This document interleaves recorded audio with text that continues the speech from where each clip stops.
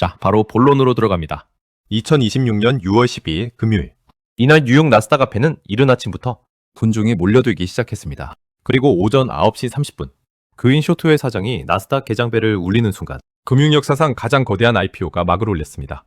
스페이스X, 티커명 SPCX, 인류 역사상 최대 규모의 기업 공개. 그런데 이 역사적인 순간, 한국과 전혀 무관한 이야기가 아닙니다.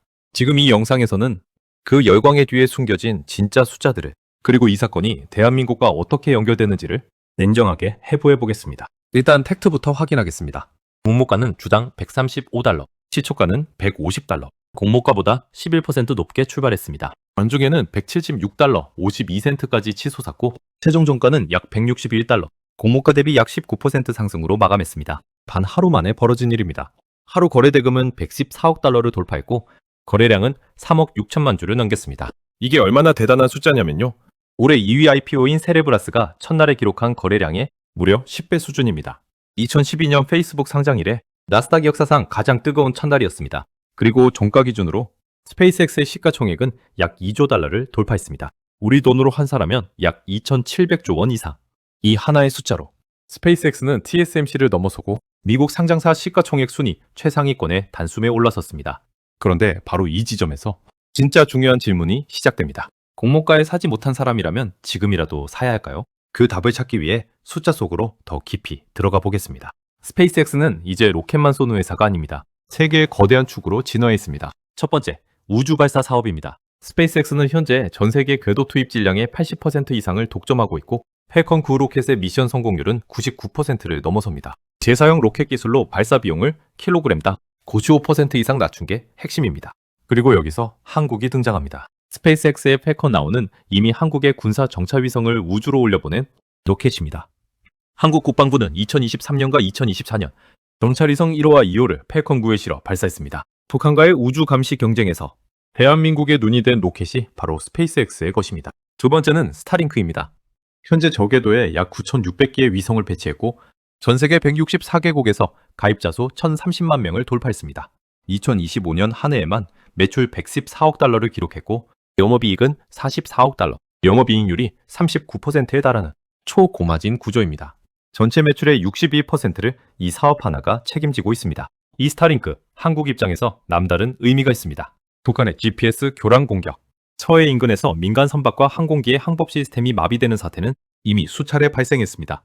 유사시 기존 지상통신망이 무력화될 때 스타링크 위성이 한반도 통신의 최후 보루가 될 수 있다는 분석은 단순한 시나리오가 아닙니다. 이미 SK텔링크는 국내 대표 선사들과 스타링크 서비스 공급 계약을 체결했습니다. HMM, 펜오션, H라인해운, SK해운, 대한민국의 해상물류 인프라가 스타링크 위성망에 연결되기 시작한 것입니다. 세 번째는 AI 인프라입니다.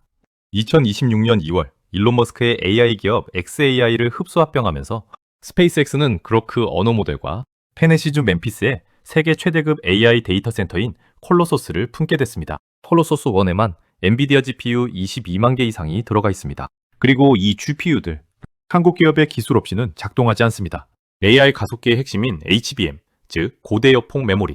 SK 하이닉스는 전 세계 HBM 시장에서 약 58%의 점유율을 차지하고 있고 삼성전자까지 합하면 한국 두 기업이 이 시장의 80%에 육박합니다. 콜로소스의 GPU가 돌아가는 순간 SK 하이닉스와 삼성전자의 HBM이 함께 작동하고 있는 것입니다. 스페이스X의 AI 데이터 센터가 커질수록 한국 반도체 산업의 수혜도 함께 커지는 구조입니다.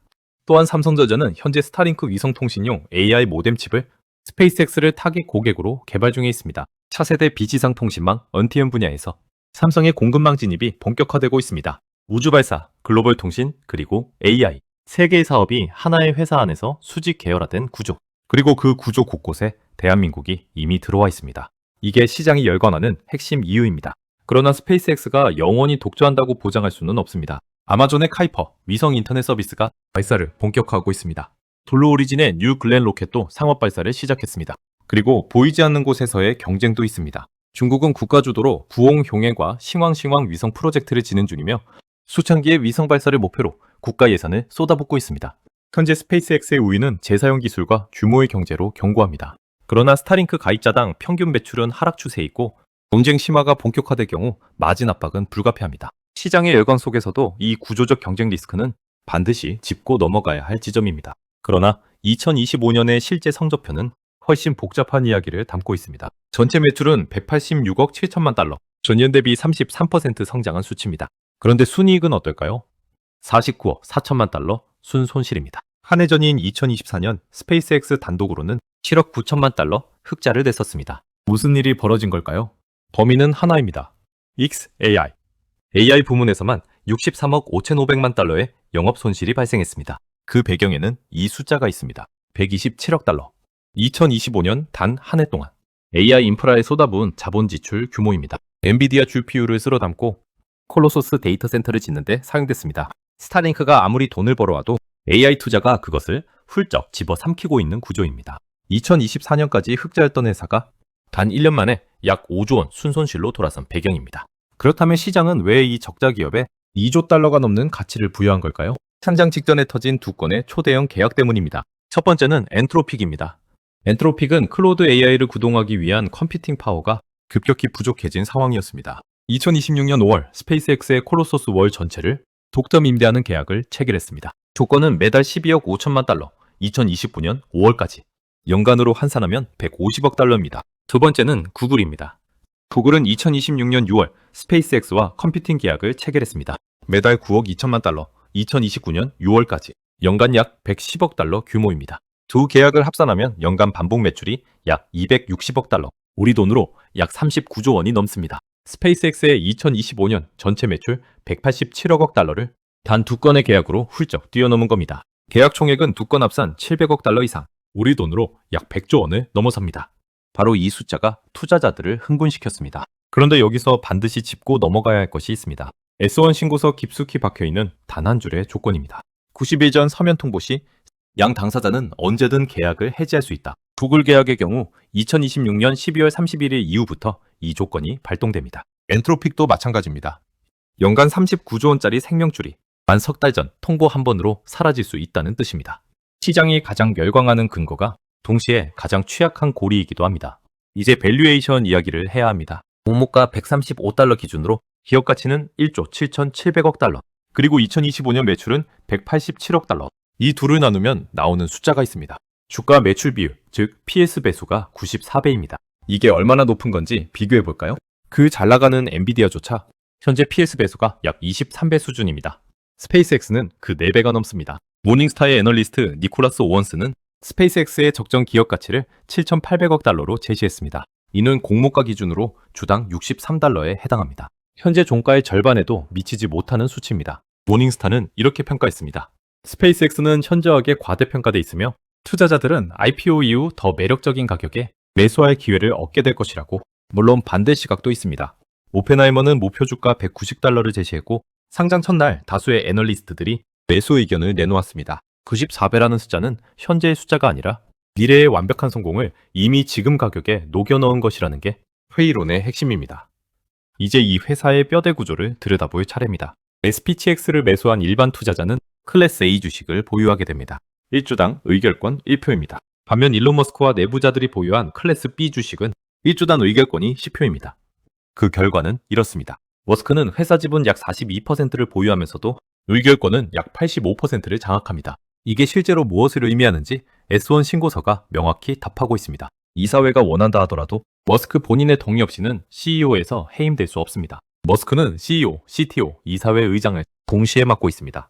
투자자가 손해를 봤다고 판단해도 법원 소송 대신 강제 중재 절차만 허용됩니다. 미국의 저명한 거버넌스 전문가들은 이를 교과서적인 취약 거버넌스가 세계에서 가장 큰 공기업 중 하나에 적용된 사례라고 평가합니다. 캘리포니아 공무원 연금 캘퍼스를 포함한 주요 기관 투자자들이 IPO 직전 이 거버넌스 구조에 강한 불만을 표출한 이유입니다. 여기에 더해 머스크 개인 리스크도 반드시 언급해야 합니다. 노지 활동 관련 정치적 논란, 테슬라와의 이해 충돌 논란, X구 트위터 인수 이후 기업 가치 폭락 전례, SPTX 주식을 산다는 것은 스페이스X의 성장에 돈을 거는 것이지 회사의 방향을 결정하는 권리를 갖는 것이 아닙니다. 자, 모든 데이터를 테이블 위에 올려놓겠습니다. 공모가 135달러에 사지 못한 지금 161달러에 추격 매수해야 할까요? 먼저 강한 단기 수요 요인이 있습니다. 나스닥 100 조기 편입 규정에 따라 상장 후 15거래일 이내에 대규모 패시브 ETF 자금이 자동으로 유입됩니다. 이는 기계적인 매수 수요입니다. 단기 주가를 추가로 끌어올릴 수 있습니다. 스타링크의 가입자 성장세, 구글과 엔트로픽이라는 세계 최고 수준의 고객 확보, 80% 이상의 글로벌 발사 시장 점유율, 이 비즈니스 모델의 경쟁 우위는 실제합니다. 그러나 리스크도 무겁습니다. PS94배라는 전례 없는 밸류에이션, 엔트로픽과 구글 계약의 90일 해지 조건, 단 둘 고객사에 연간 39조 원 매출이 집중된 의존 구조, 머스크 1인이 의결권 85%를 쥔 거버넌스, 그리고 이번 여름부터 시작돼 IPO 이전 보유자들의 매도 가능성. 모닝스타가 지적했듯이 페이스북과 사우디 아람코 같은 초대형 IPO는 상장 후 6개월 이내에 30%에서 50% 하락을 경험했습니다.